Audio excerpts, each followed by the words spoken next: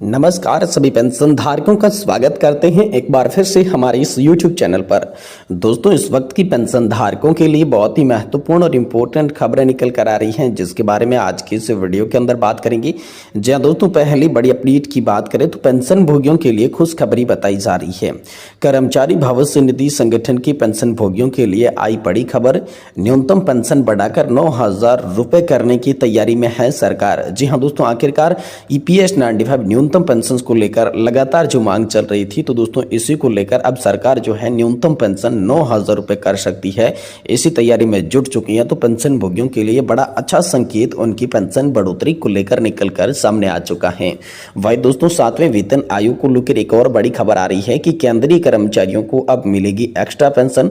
इसके लिए दोस्तों केंद्रीय कैबिनेट की बैठक के बाद मोदी सरकार ने अधिसूचना जारी कर दी है। तो कर्मचारी भविष्य निधि संगठन की ओर से भी अधिसूचना इसके बारे में आई है कि 7वें वेतन आयोग के तहत केंद्रीय कर्मचारियों को अब एक्स्ट्रा पेंशन का लाभ देखने को मिलेगा।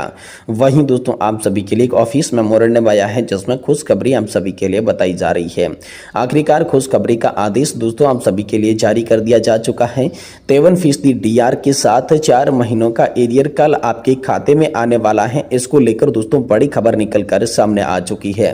तो आखिरकार 53% DR और एरियर किस दिन आपके खाते में आएगा, कितना आएगा, इसके बारे में भी आज की इस वीडियो के अंदर बात करेंगे।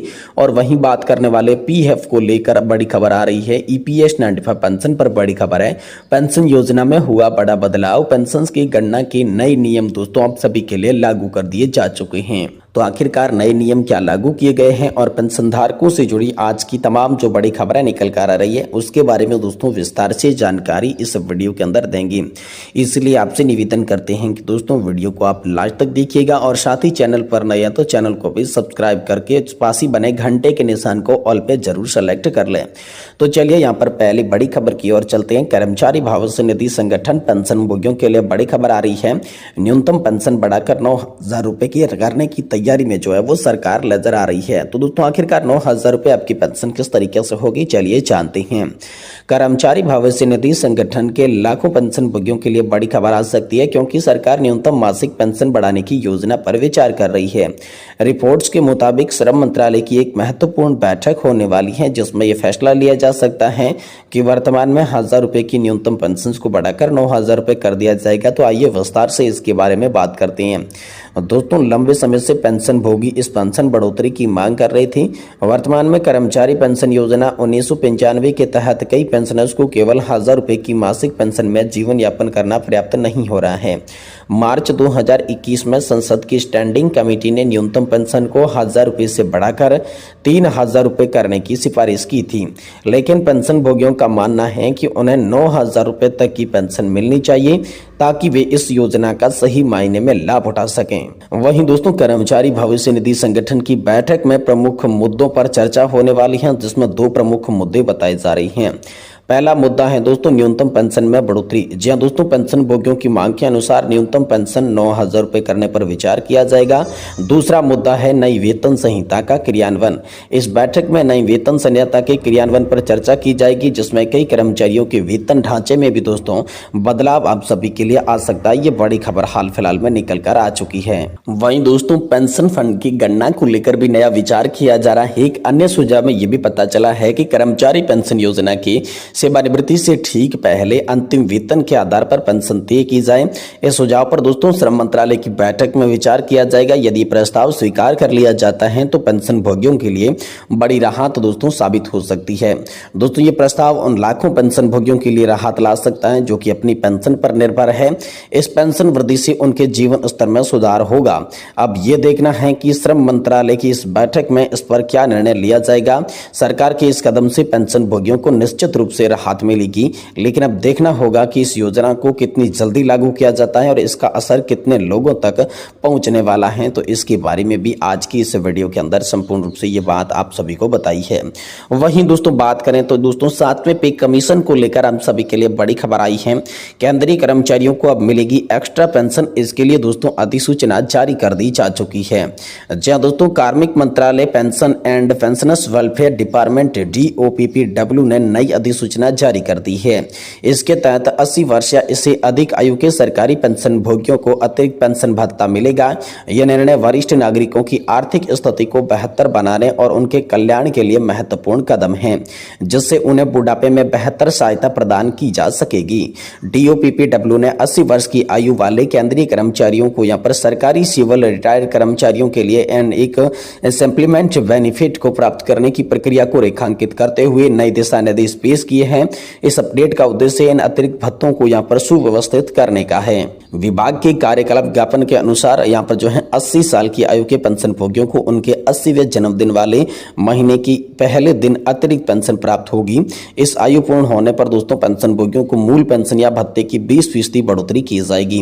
गौरतलब है कि अतिरिक्त राशि का प्रतिशत भी उम्र के साथ बढ़ता है। ऐसे में 85 से 90 साल कम होने पर दोस्तों 30% तक बढ़ जाता है और 90 से 95 साल कम होने पर दोस्तों 40% बढ़ जाता है। इसी तरह 100 साल या इससे अधिक व्यक्तियों की मूल पेंशन का 100% मिलता है।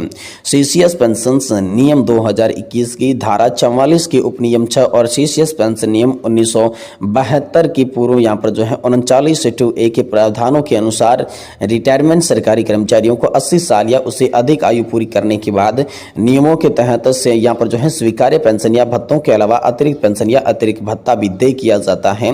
ये दोस्तों आप सभी के लिए बड़ी खबर हाल फिलहाल में निकल कर सामने आ चुकी है।